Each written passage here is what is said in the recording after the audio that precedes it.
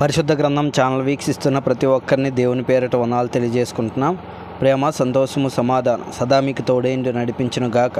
నిన్నటి దినాన్న ఎహెచ్కేల్ గ్రంథం 43వ అధ్యాయం చదువుకున్నాం. ఈరోజు ఎహెచ్కేల్ గ్రంథం 44వ అధ్యాయం చదువుకున్నాం. తూర్పు తట్టు చూచు పరిశుద్ధ స్థలం యొక్క బయటి గుమ్మపు మార్గమునకు అతడు నన్ను తోడుకొని రాగా ఆ గుమ్మము మూయబడి ఉండెను. అంతటా యెహోవా నాతో ఈ మాట సెలవిచ్చెను, ఇశ్రాయేలీల దేవుడైన యెహోవా ఈ గుమ్మము ద్వారా ప్రవేశించెను గనుక ఏ మానవుడును దాని ద్వారా ప్రవేశింపకుండునట్లు ఎన్నడూను తీయబడకుండా అది మూయబడియే ఉండును. అధిపతి అగువాడు తన ఆధిపత్యమును బట్టి యెహోవా సన్నిధిని ఆహారము భుజించినప్పుడు అతడచ్చట కూర్చుండును. అతడైతే మండప మార్గముగా ప్రవేశించి మండప మార్గముగా బయటికి పోవలను.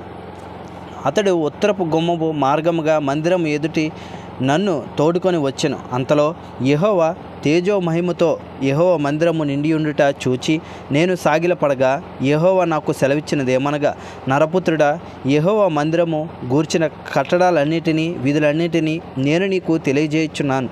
నీవు మనసు నిలుపుకొని ఆ సంగతులన్నిటినీ చూచి చెవినబెట్టుము.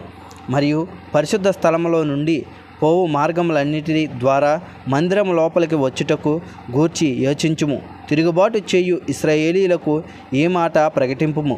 ప్రభువైన యెహోవా సెలవిచ్చినదేమనగా, ఇశ్రాయేలీలారా, ఇదివరకు మీరు చేసిన హేయక్రియలన్నీ చాలును. ఆహారమును, క్రొవ్వును, రక్తమును మీరు నాకు అర్పించినప్పుడు నా పరిశుద్ధ స్థలములో ఉండి దాన్ని అపవిత్రపరచునట్లు హృదయమందు శరీరమందును సున్నతి లేని అన్యులు దానిలోనికి మీరు తోడుకొని రాగా వారు మీ హేయక్రియలన్నిటినీ ఆధారము చేసుకొని నా నిబంధనను భంగము పరిచిరి. నేను మీకు అప్పగించిన నా పరిశుద్ధమైన వస్తువులను మీరు కాపాడక వారు కాపాడవలనని మీకు మారుగా అన్యులను ఉంచితిరి. కాబట్టి ప్రభు అయిన యెహోవా సెలవిచ్చినదేమనగా, హృదయమందు శరీరమందును సున్నతి లేని అన్యులై ఉండి ఇశ్రాయేలీల మధ్య నివసించు వారిలో ఎవడునూ నా పరిశుద్ధ స్థలంలో ప్రవేశింపకూడదు. మరియు ఇశ్రాయేలీలను నన్ను విసర్జించి తమ విగ్రహములను అనుసరింపగా వారితో కూడా నన్ను విసర్జించి నా లేవీలు తమ దోషమును భరించుదురు. అయినను వారు నా పరిశుద్ధ స్థలములో పరిచర్య చేయువారు. నా మందిరమునకు ద్వారపాలకులే మందిర పరిచర్య జరిగించువారు. ప్రజలకు బదులుగా వారే దహన బలి పశువులను వధించువారు. పరిచర్య చేయుటకై వారే నా జనుల సమక్షమున నియమింపబడిన వారు. విగ్రహముల ఎదుట జనులకు పరిచారకులై ఇశ్రాయేలీలు త్రొట్టిల్లి పాపము చేయుటకు వారు కారకులైరి గనుక నేను వారికి విరోధినైతిని. వారు తమ దోషమును భరించుదురు. ఇదే ప్రభువైన యెహోవా వాక్కు. తమ అవమానమును తాము చేసిన హేయక్రియలకు రావలసిన శిక్షను వారు అనుభవించుదురు.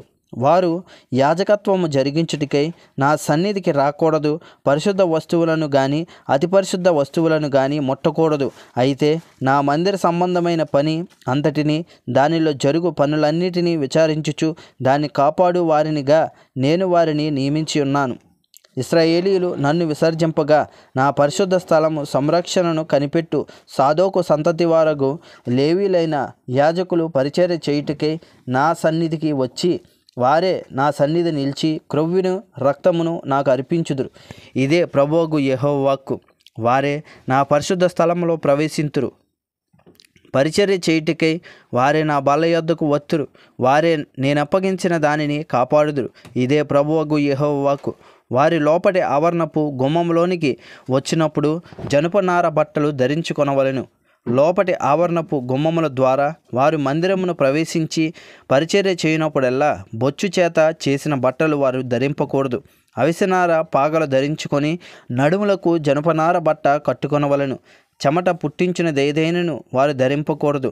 బయట ఆవరణంలోనికి జనుల యొద్దకు వారు వెళ్ళినప్పుడు తమ ప్రతిష్ఠిత వస్తువులను తీయకపోవటి చేత జనులు ప్రతిష్ఠింపకుండునట్లు తమ పరిచర్య సంబంధమైన వస్తువులను తీసి ప్రతిష్ఠితములకు గదుల్లో వాటిని ఉంచి వేరు బట్టలు ధరింపవలెను. మరియు వారు తమ తలల క్షవరము చేయించుకొనకూడదు. తల వెంట్రుకలు పెరగనీయక కత్తెరతో మాత్రము వాటిని కత్తిరింపవలెను. లోపటి ఆవరణంలో చొచ్చినప్పుడు ఏ యాజకుడును ద్రాక్షరసము పానము చేయకూడదు. వారు విధవరాండ్రనైనను విడనాడబడిన దానినైనను పెళ్లి చేసుకొనకూడదు గాని ఇశ్రాయేలీయుల సంతతి వారు కన్యకలనైనను యాజకులకు భార్యలై విధవరాండ్రుగా ఉన్న వారినైనను చేసుకొనవచ్చును.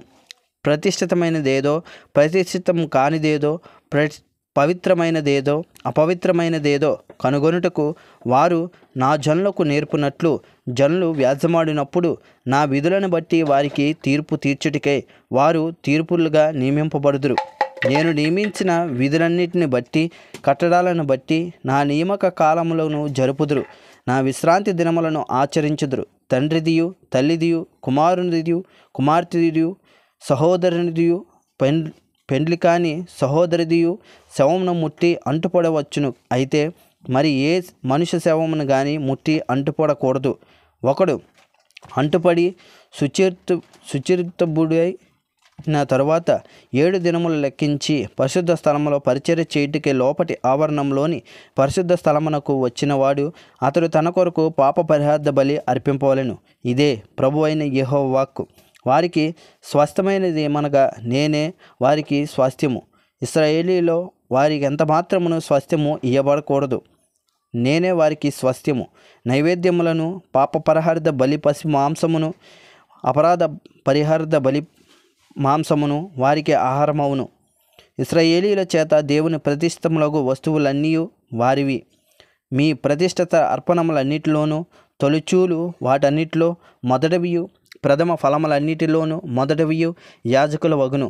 మీ కుటుంబములకు ఆశీర్వాదము కలుగునట్లు మీరు ముందుగా పిసికిన పిండి ముద్దను యాజకులకి ఇయ్యవలెను. పక్షులలోను పశువులలోను తనకు తాను చచ్చిన దాన్ని గాని చేల్చబడిన దాన్ని గాని యాజకులు భుజింపకూడదు. ఇంతటితో యెహెజ్కేలు గ్రంథం 44వ అధ్యాయం పూర్తయింది. రేపటి దినాన యెహెజ్కేలు గ్రంథం 45వ అధ్యాయం చదువుకుందాం. ప్రేమ సంతోషము సమాధానం సదా మీకు తోడేండి నడిపించునుగాక. ఆమెన్.